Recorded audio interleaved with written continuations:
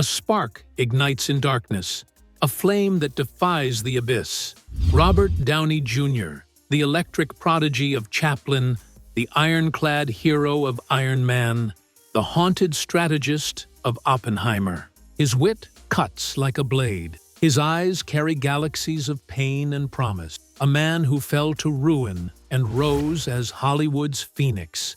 From Greenwich Village's chaos to global adoration, his life is no polished saga, but a battlefield of addiction, redemption, and unyielding fire, daring us to ask, can a soul forged in flames burn eternal?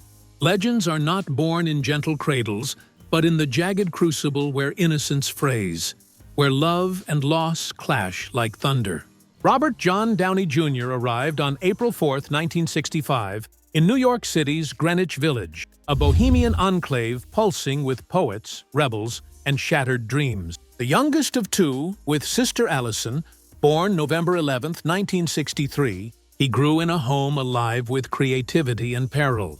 His father, Robert Downey Sr., born June 24, 1936, was an underground filmmaker whose subversive works, Putney Swope, 1969, a satirical jab at corporate racism, Greaser's Palace, 1972, a surreal Western, moment to moment, captured the counterculture's raw nerve. His mother, Elsie Ann Ford, born April 11, 1934, in Scranton, Pennsylvania, was an actress whose off-Broadway roles in Absurd Person Singular and The Diviners flickered with promise before addiction dimmed her light. Their Manhattan apartment was a whirlwind of art and anarchy. 16mm film reels strewn across tables, marijuana smoke curling like specters, the air heavy with the tang of rebellion and rye whiskey. "We lived in a storm," Robert wrote in his 2024 memoir, Iron Will, "genius and madness sharing the same bed."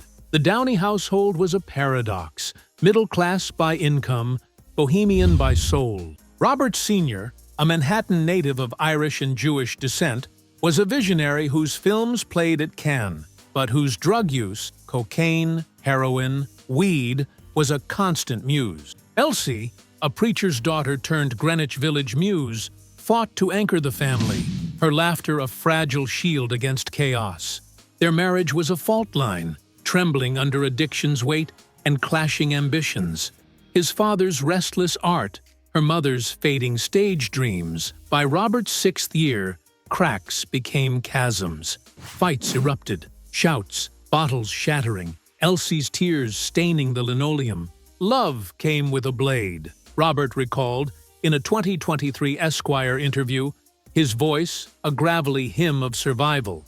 At 8, his father offered him a joint, a twisted right, the smoke searing his lungs like a pact with ruin. He thought it was bonding, Robert said, the act planting addiction's seed, a shadow that would haunt him for decades. The divorce in 1978, when Robert was 13, was a slow-motion detonation. Robert Sr. stayed in New York, chasing films and fixes, his chafed elbows, 1966, and No More Excuses, 1968 cult hits, but no salve for absence. Elsie took Robert and Allison to London, then California, a nomadic drift through fractured homes. Elsie's alcoholism deepened, gin replacing her stage roles, her health fraying like threadbare costumes.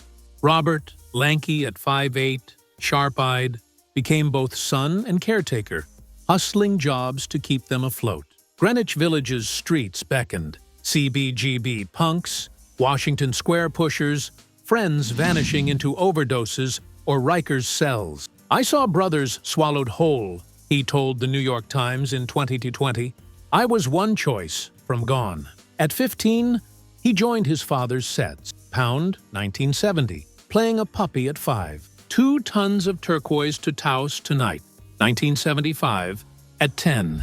Each role a spark of salvation. "Acting was my oxygen," he said. The stage a refuge from a home where love flickered like a dying bulb. Santa Monica High School, after moving west with Elsie in 1978, was a brief anchor. But at 17, Robert dropped out, chasing acting over algebra, His mother's dreams, his North Star. Back in New York, the Performing Arts High School honed his raw talent. Teachers saw a comet, his wit a whip, his vulnerability a weapon. Yet, scars lingered. Elsie's relapses, Robert Sr.'s sporadic calls from Venice Beach, Allison's descent into cocaine's grip. The divorce's echo shaped him. Guilt for not saving his mother, resentment for a father who led him to drugs. At 18, he crashed with Allison. Then in recovery, their bond a lifeline amid wreckage. Off-Broadway beckoned. American Passion, 1983, at the Joyce Theater. His drifter earning raves from Variety. A kid with fire. Childhood was no lullaby. It was a gauntlet, forging a man whose pain would fuel performances that shook the world, whose fractures birthed a fire unquenchable. Triumph is a siren, its song dazzling, but its price a pound of soul. For Robert Downey Jr., the 1980s were a comet's arc, blazing, reckless, teetering on catastrophe. At 19, he stormed Los Angeles, his father's Sundance ties opening doors. Tough Turf, 1985, cast him as a rebellious drummer opposite James Spader, his kinetic charm stealing scenes, grossing $9 million. Weird Science, 1985, as Bully Ian in John Hughes's sci-fi comedy, showcased his sardonic edge, earning $39 million on a $7.5 million budget. Back to School, 1986, with Rodney Dangerfield, Robert as Marxist Derek Lutz cemented his comedic spark, grossing $91 million. But less than zero was his crucible. As Julian Wells, a cocaine-addled heir spiraling into LA's neon underbelly, Robert didn't perform, he unraveled. The role, mirroring his own cocaine and heroin use, was raw. Director Marek Kaniewska noted, he was Julian, bleeding on screen. The film, earning $12 million on an $8 million budget, made him a star at 22, but addiction tightened its grip.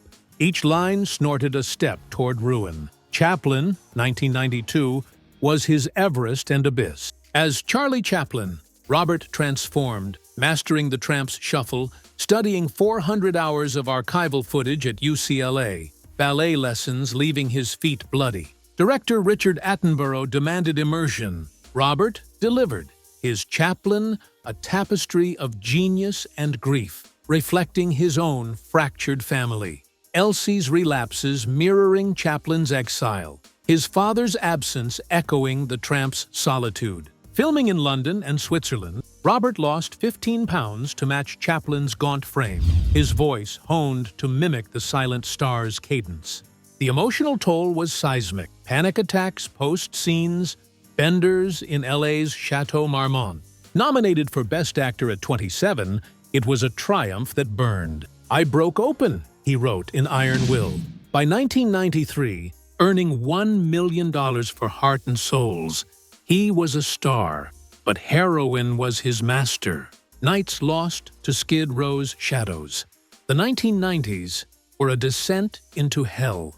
Arrests piled like wreckage. June 1996, speeding on Pacific Coast Highway. Gun, cocaine, heroin in his Ford Explorer, 3 years probation. July 1996, he wandered into a neighbor's Malibu home, collapsing on a child's bed, arrested for trespassing. August 1996, missing a drug test, he was sentenced to 3 years in Corcoran State Prison, paroled after 15 months, his 5'8" frame gaunt at 138 pounds. Jail was a ghost town of the soul, he wrote, the clang of bars echoing his parents' fights. Hollywood shunned him. Roles vanished. Natural-born killers, 1994, cut his scenes. Oliver Stone citing unreliability. Ally McBeal offered redemption as lawyer Larry Paul, his charm opposite Callista Flockhart earning a Golden Globe, $2 million per season. But a 2001 relapse, cocaine, Valium, arrested in Culver City, led to his firing. "I torched my own bridge," he confessed. The divorce's chaos reborn in every needle's sting. Redemption sparked in 2003. The Singing Detective, a $181,000 grossing noir, saw Mel Gibson, A Friend from Air America, 1990. Bet on Robert's talent. His psoriatic detective a raw rebirth. Gothica, 2003, with Halle Berry. $5,141,000,000 worldwide. Restored bankability. Robert's psychiatrist, a flicker of stability. Kiss Kiss Bang Bang, 2005. A $15 million meta-noir with Val Kilmer revived his wit. His Harry Lockhart, a thief-turned-actor mirroring his hustle, grossing $15 million. Good Night and Good Luck, 2005. As journalist Joe Wershba earned a SAG Ensemble nod, its $56 million haul a quiet win. Then, Iron Man, 2008, the gamble that reshaped cinema. As Tony Stark, Robert was electric. His quips a shield, his scars Stark's own. Director Jon Favreau fought Marvel's doubts over Robert's rap sheet. The $585 million global haul on a $500,000 salary proved them wrong. The MCU's cornerstone, Iron Man 2, The Avengers, Endgame made him a $75 million per film icon by 2019, with $315 million earned across 10 MCU films. Sherlock Holmes, 2009, as the sleuth opposite Jude Law's Watson, grossed $524 million. Its sequel, 2011, $545 million, earning Robert $15 million each. Tropic Thunder, 2008, as method actor Kirk Lazarus earned an Oscar nod, grossing $188 million. His blackface satire a bold risk. Ben Stiller praising his fearless commitment. The Soloist, 2009, as journalist Steve Lopez grossed $38 million, its mental health themes echoing Robert's battles. Due Date, 2010, with Zach Galifianakis, a $200 million comedy, showcased his manic charm. Chef, 2014, a $46 million indie, saw him as a sleazy exec, a nod to his past. Dolittle, 2020, despite $251 million, flopped critically. Robert's $20 million paycheck, bittersweet. Oppenheimer, 2023, as Rear Adm. Louis Strauss was his crowning glory, $957 million worldwide. A Best Supporting Actor Oscar at 58. His subtle menace, a career peak. It was vindication, he said. The statuette a salve for decades of doubt. Regrets haunted. Passing Oz, 2001, for Prison. Declining Inception, 2010, for Scheduling. Missing the Shawshank Redemption, 1994, for Rehab. I Lost Worlds, he told Variety in 2023. The What Ifs, a gallery of ghosts. Recent works shine. The Sympathizer, 2024, HBO's Viet Thanh Nguyen adaptation, saw him produce and star as 4 roles, earning $10 million, 2 Emmys. Mufasa, The Lion King, 2024, voicing Scar's brother, roared to $400 million.